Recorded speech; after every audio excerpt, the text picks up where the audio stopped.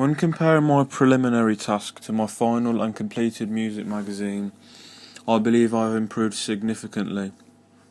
When looking back at my prelim, it looked very plain and boring as well as messy. I felt like my images were of good standard, but I don't like the background used for the magazine. This was due to my lack of skills and knowledge on Photoshop. My Photoshop skills now are much better, and now I am able to work efficiently on the software without any complexities. I am able to make an average looking picture look significantly better. I have learned how to manipulate pictures, how to cut pictures, and how to blur background images, etc. This all came in handy when creating my final product. The research and planning for my work was good practice for when I needed to do proper research and planning for my main task. This allowed me to identify which key areas I needed to develop and research deeper in, as well as how to plan my work.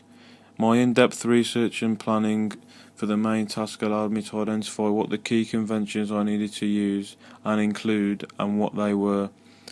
My masthead is a lot more creative compared to my preliminary task one, which just looked plain and tacky.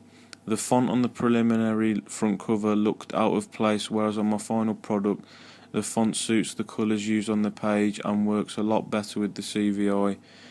My contents page for the preliminary task looks messy and not very organised.